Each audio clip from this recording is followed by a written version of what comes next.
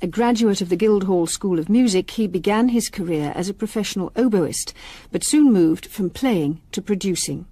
He joined EMI, where in 1962 he made a decision which was to change his and many other people's lives. He signed up a group called the Beatles and went on to produce every record they made until they disbanded 8 years later. The Beatles may no longer be in business, but Mike Astaway certainly is. In the 25 years since, he's written the music for many films and produced recordings with performers as diverse as Sting, Jose Carreras and Stan Getz. Rock and roll, he says, has the same function as classical music, to make sounds that are appealing to a mass of people and are of some worth. He is George Martin. How do you judge the worth of a piece of music, George? Surely it's a completely subjective business. Oh, absolutely. Everyone's got their own ideas about what's good and bad. But do you know, when you hear a piece of pop music, can you listen to it today and say, that's really good, that's good quality, or that's a load of old rubbish? I can, but of course one of the problems of getting old is you get slightly less tolerant of bad stuff. So I don't honestly hear an awful lot of good stuff. I think technology's made things a bit worse too. It's a little bit too easy to make sounds now. I use synthesizers and computers as well as everybody else. And at my home, on a very small amount of apparatus, I can actually make orchestral sounds. I think it's terribly unfair. I don't think you should. You know, someone who spends their entire life learning how to play the oboe or the violin suddenly find themselves supplanted by a sampler. But can you hear the difference?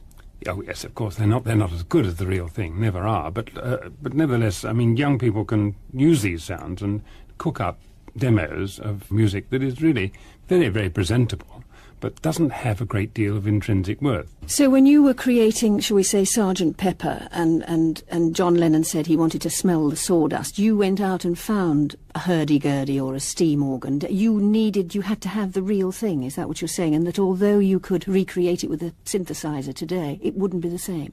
Well, in the case of Pepper, it's a different thing, because in fact that was synthesized stuff anyway, and my hurdy-gurdy sounds were, in fact, the forerunner of today's samplers, because all I was doing was taking existing recorded sounds and chopping them up and using them for my own purpose. You disappoint me. I had you in my mind walking around fairgrounds looking for the right sound. Well, do you know, I did that, and I really wanted to find a steam calliope, but it would have taken about 3 years to program the damn thing, so I gave up that idea. So what was the difference between then and now, in that case, if you were actually reproducing sounds then, rather than getting the real thing? I think probably the quality of the material, the song. If you're a classical composer, you've got to have a grand plan, but you've got to have the ability to write good themes and good contrapuntal work with those themes and good structures and form.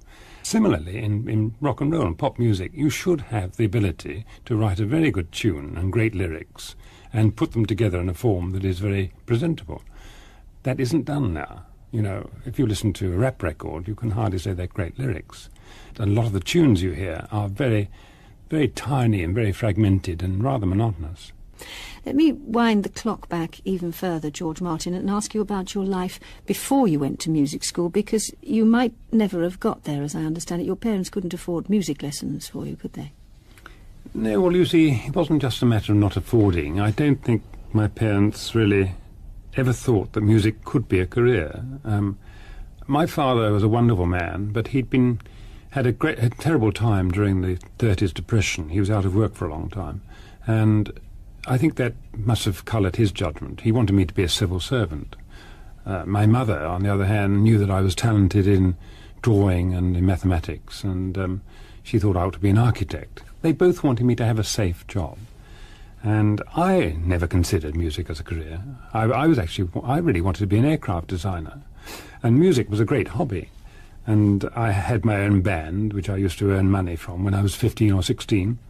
And I'd earned enough money to play for music lessons. And so I went to a piano. So you paid for your own? Yes. I wanted to learn Beethoven sonatas and Chopin and that kind of thing. And I had a few lessons there.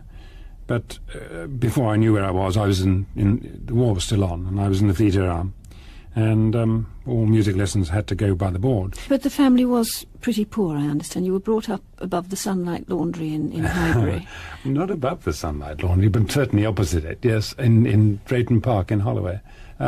Yes, we were poor, but we were very happy. I mean, my father was a carpenter, and I was sent to good schools, and I got scholarships and so on. And my mother was very hard-working, and she looked after my sister and myself extraordinarily well. It was a very happy childhood. I have very fond memories of my childhood. And you went into the Fleet Air Arm, as you said, in the war, but after that you went into music school, which you didn't expect to do. There was a fairy godfather here, wasn't there? Sidney Harrison, a marvellous man. He was a professor at the Guildhall, and I was introduced to him by another Harrison, who was not a relation, Eric Harrison, who heard me playing one of my compositions once and said I should send it to Sidney Harrison, who was on the committee for the promotion of new music. And I did this, and that began a correspondence which lasted right through the war. And when the war ended, I met him for the first time. And he said, "You really must take up music as a career." I said, "But how can I? I have no training." And he said, "You will get training. You will get a government grant. You will come to the Guildhall. You will play your compositions to the principal of the Guildhall, and he will be as impressed as I am. And you will get a 3-year course." And he was absolutely right. I did all of those things. And later on, it was as a result of Sidney Harrison that I was given the job at Abbey Road, EMI, because through another friend of his who was an opera producer, the word got round that they needed a young man to help in music production. And Sidney said, "I know just that fellow." You'd studied at the Guildhall and you played the oboe professionally. In the LCC Parks, I read, is that right? Well, I wasn't good enough for the London Symphony Orchestra, that's for sure. And of course, it wasn't my main subject. You know, I studied composition and conducting and orchestration at the college, and I took up the oboe really to earn a bit of a living. And I didn't earn a great one, but it did keep the wolf from the dog. But you ran and played in and recorded eventually a Baroque group, didn't you? I never actually played with the London Baroque Ensemble, which is the group that I recorded with Parlophone. It was run by a chap called Dr. Karl Haas, and he was a musicologist. And he would dig up old manuscripts and things and say we ought to record them, as well as stuff that was well known, like Mozart and Dvorak's Serenades and so on. And Peter Ustinov was involved as well, wasn't he? Well, Peter Ustinov has a great knowledge of music, and he was very keen on the Baroque period and knew an awful lot about it, and was interested enough to become president of the London Baroque Society, a very grand title. We used to have little meetings. We used to have lunches or dinners with Karl Haas and Peter and myself, planning our repertoire and what we were going to record next. And it was then that I had the idea of recording Peter Ustinov, doing his party piece of sort of mock operas, you know. And I made a record with him. It sold extraordinarily well. So was that how you got into comedy records then? It was kind of led from the Baroque by Ustinov? Well, kind of. I mean, with our little label, we had to compete against the big chaps, and, you know, with all the big stuff coming from America, like Frank Sinatra and Guy Mitchell and Frankie Lane and all those kind of people. And comedy seemed to be the outlet. And I wanted to make an album with Ustinov, but he was terribly difficult to pin down. And I had to look elsewhere for the album. And I found it in the shape of Peter Sellers, who, when I first met him, was really a stooge to Ted Ray with Raise a Laugh. And the Goons came out of that. And we started making records together, I think, with Boiled Beef and Carrots, Harry Champion's song, and I'm Henry VIII I Am, and things like that. But you ended up as head of Parlophone at quite a young age, didn't you? 29? When I was 29, yes. No one was more surprised than I when I was given the job. Sir Joe Lockwood was the head of EMI at that time, and he said he had been made manager at that same age, and he looked upon me to make Parlophone a great label. I think his confidence was, at that time, a little bit hyperbolic. I don't think he really believed it himself. But of course, in fact, with the Beatles, Parlophone did become a great label. But you mentioned that before then, before the Beatles, you'd been making these comedy records. Peter Sellers and Sophia Loren, I think, was Goodness Gracious Me, wasn't it? That's right, yes. I did most of Peter Sellers' stuff, all of it in those days. The recording with Sophia Loren came around because he was appearing in a film with her. And he fell madly in love with her, of course, although I don't think he ever got anywhere. But he tried.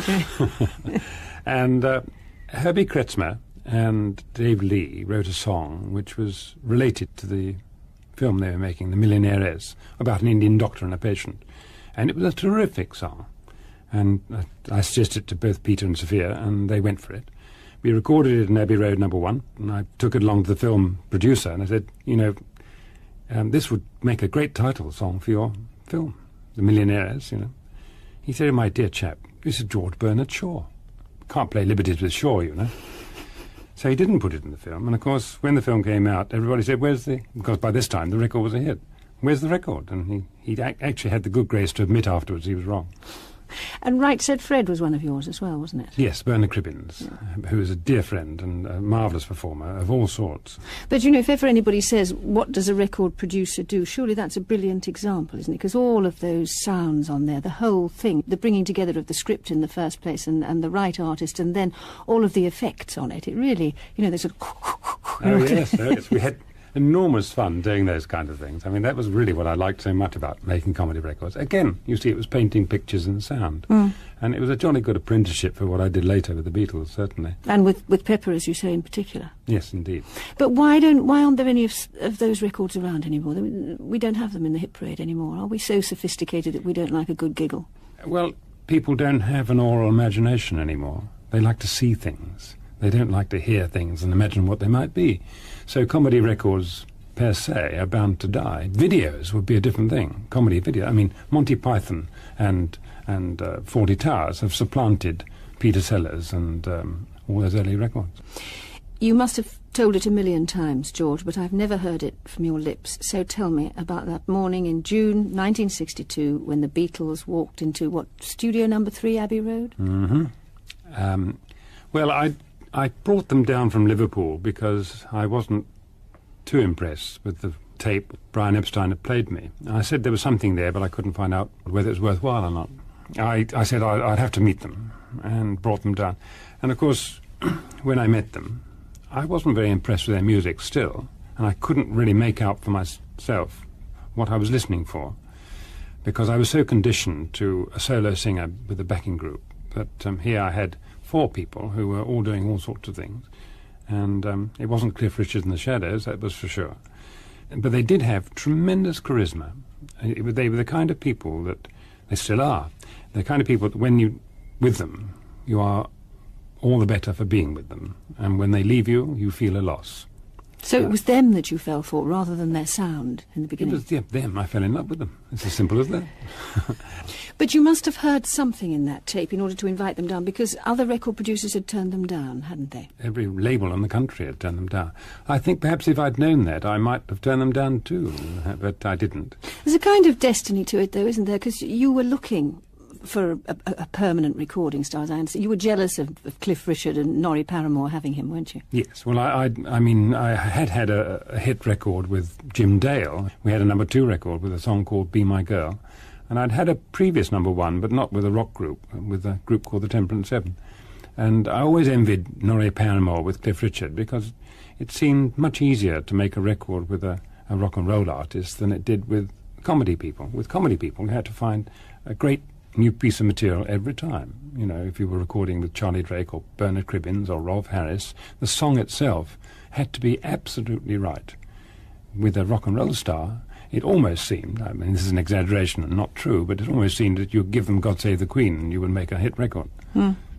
So they came into number 3 studio, as we say, and they began to play. Did you know in that moment when you met them and you heard them and you put the whole thing together, did you think this could be the start of something big? No. I did think that they had the potential to make a hit record if I could only find the right song. And I looked amongst all the stuff they had. The best I could find was Love Me Do, and we recorded that and we issued it. I knew it wasn't a number 1, but I thought it would have enough meat in it to call some attention to the group. How would it work with you and the Beatles, George? Would one of them come to you, John, say, with an idea for Strawberry Fields, or would they present as a group, or would he come along and have it completed, or, you know? Well, we worked together for almost a decade, and the role changed somewhat. I mean, to begin with, I was the master and they were the pupils. At the end, I think I was the pupil and they were the masters. During the Pepper period, my function was to try and extract from them the maximum of their talent and try and find out what they wanted to hear. In the case of Paul, he was very articulate and always had a very good idea of what he wanted, and had very good ideas too.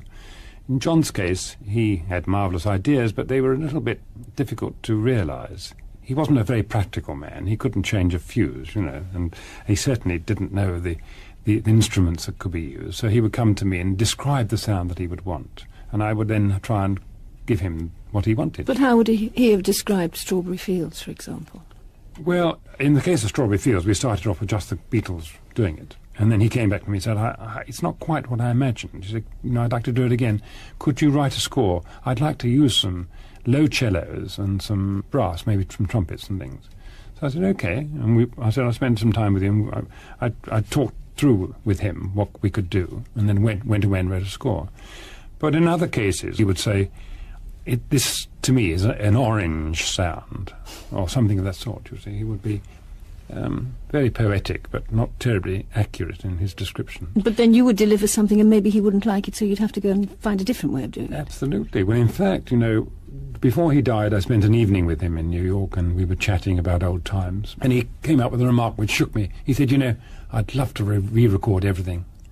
I said, John, you can't really mean that. Everything we've ever done, you'd like to re-record. Come on. He said, no, really, I mean it. And I said, what about Strawberry Fields? Oh, he said, especially Strawberry Fields. And I realised he was never really satisfied with anything he'd done, because his dream world was always better. Real life wasn't half as much fun.